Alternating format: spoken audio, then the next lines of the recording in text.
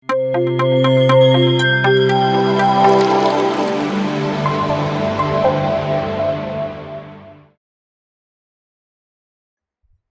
నమస్కారం.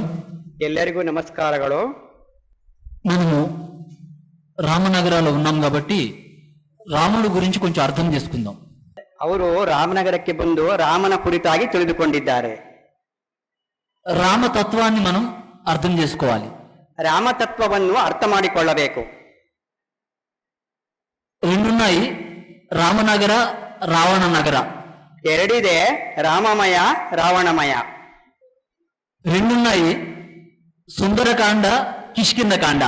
ಎರಡಿದೆ, ಸುಂದರಕಾಂಡ, ಕಿಷ್ಕಿಂಧಕಾಂಡ. ఎక్కడైతే ధ్యానం ఉంటుందో అది సుందరకాండ.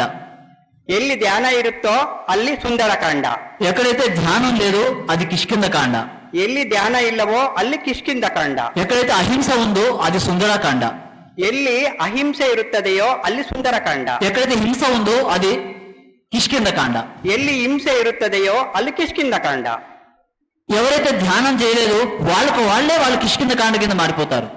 ಯಾರು ಧ್ಯಾನ ಮಾಡುವುದಿಲ್ಲವೋ ಅವರಷ್ಟಕ್ಕೆ ಅವರೇ ಕಿಷ್ಕಿಂಧಕಾಂಡವನ್ನ ತಯಾರು ಮಾಡ್ಕೊಂತಾರೆ. ఏ కుటుంబంలో ధ్యానం లేదో ఆ కుటుంబం అంతా కిష్కింధకాండే.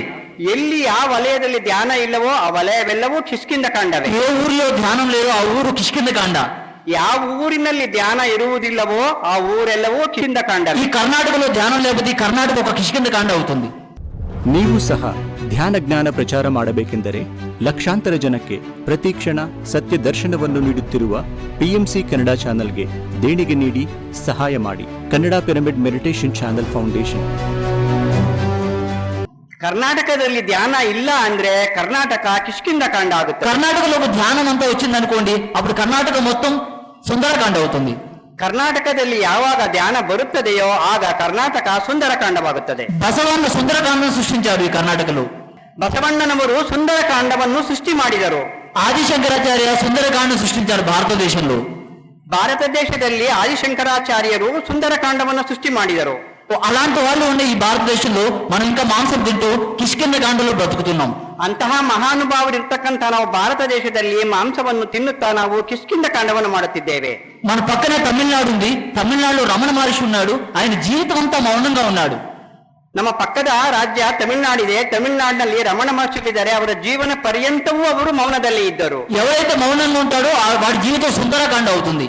ಯಾರಾದರೆ ಮೌನವಾಗಿರುತ್ತಾದರೋ ಅಲ್ಲೆಲ್ಲವೂ ಸುಂದರಕಾಂಡವಾಗುತ್ತದೆ. నోట్లోంచి ఇష్టం వచ్చినట్టు వాగుతూ ఉంటే ఆ జీవితము, ఆ నోరు కిష్కింధకాండ అవుతుంది. ಹೆಚ್ಚಾಗಿ ಮಾತನಾಡಿದರೆ ಅದು ಕಿಷ್ಕಿಂಧಕಾಂಡ ಆಗುತ್ತದೆ. అది విషయం.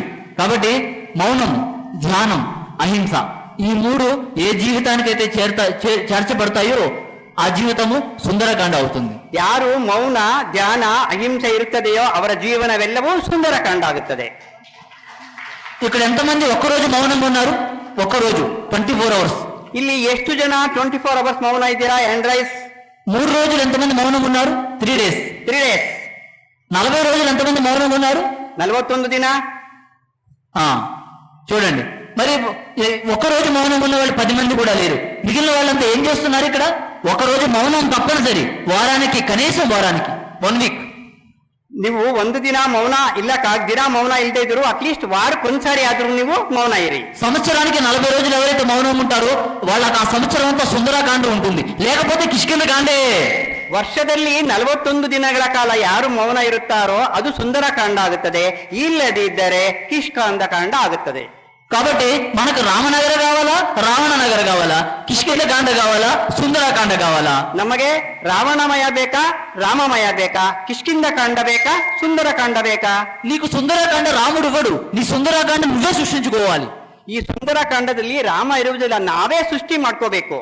నీ సుందరకాండని వాల్మీకి మహర్షి ఇవ్వలేరు. నీ సుందరకాండ నువ్వే సృష్టించుకోవాలి. ಈ ಸುಂದರಕಾಂಡದಲ್ಲಿ ವಾಲ್ಮೀಕಿ ಮಹರ್ಷಿ ಇರುವುದಿಲ್ಲ, ಇಲ್ಲಿಲ್ಲ. ವಾಲ್ಮೀಕಿ ನೀವೇ ಸೃಷ್ಟಿ ಮಾಡ್ಕೋಬೇಕು. దీన్నే భగవద్గీతలో బుద్ధరేద్ ఆత్మనాత్మానం ఆత్మానం అవసాదే అని చెప్పారు. ಭಗವದ್ಗೀತೆಯಲ್ಲಿ ಉದ್ಧರೇ ಆತ್ಮ ಆತ್ಮಾನಂ ಆತ್ಮೈವ ನಮಃ ಸದಾಯತ್ ಆತ್ಮೈವೇ ಆತ್ಮಾನ ಬಂಧುಗೋ ಆತ್ಮೈವೇ ರಿಪುರಾತ್ಮನಃ ಅಂತ ಹೇಳಿದ್ದಾರೆ. మనల్ని మనం ఉద్ధరించుకోవడమే సుందరకాండ, మనల్ని మనం ఉద్ధరించుకోకుండా ఉండడమే కిష్కింధకాండ. ನಮ್ಮನ್ನು ನಾವು ಉದ್ಧಾರ ಮಾಡಿಕೊಳ್ಳುವುದೇ ಸುಂದರಕಾಂಡ, ನಮ್ಮನ್ನು ನಾವು ಉದ್ಧಾರ ಮಾಡಿಕೊಳ್ಳದಿರುವುದೇ ಕಿಷ್ಕಿಂಧಕಾಂಡ. ఇందా స్వామీజీ చెప్పారు అమేజింగ్ డ్యామేజింగ్. అమేజింగ్ పర్సన్ అంటే సుందరకాండలో ఉన్నవాడు, డ్యామేజింగ్ పర్సన్ అంటే కిష్కింధకాండలో ఉన్నవాడు. ಇಷ್ಟವರೆಗೂ ಸ್ವಾಮೀಜಿ ಹೇಳೋದು ಅಮೇಜಿಂಗ್ ಕಾಂಡ ಅಂದ್ರೆ ಸುಂದರಕಾಂಡ, ಡ್ಯಾಮೇಜಿಂಗ್ ಕಾಂಡ ಅಂದ್ರೆ ಕಿಷ್ಕಿಂಧಕಾಂಡ. కాబట్టి నాకు అర్థమైంది, నేను చెప్పాను. తర్వాత ఎవరిష్టం వాళ్ళది. సుందరకాండ కావాలో కిష్కింధకాండ కావాలో యథా ఇచ్చసి తదా కురు. ಇಲ್ಲಿ ಅವ್ರಿಗೆ ಅರ್ಥ ಆಗಿರೋದು ಅವ್ರು ಹೇಳಿದ್ದಾರೆ. ಮತ್ತೆ ನೀವು ಯಾವ ರೀತಿ ಆಚರಣೆ ಮಾಡ್ತಿರೋದು ನಿಮಗೆ ಬಿಟ್ಟಿದ್ದು. ಯಥಾ ಇಚ್ಛಿ ತಥಾ ಕುರು. Thank you, thank you, thank you, thank you very much. Thank you. PMC Kannada channel ಅನ್ನು ಲೈಕ್ ಮಾಡಿ, ಶೇರ್ ಮಾಡಿ, ಸಬ್ಸ್ಕ್ರೈಬ್ ಮಾಡಿ ಮತ್ತು ಮಾಡಿಸಿ.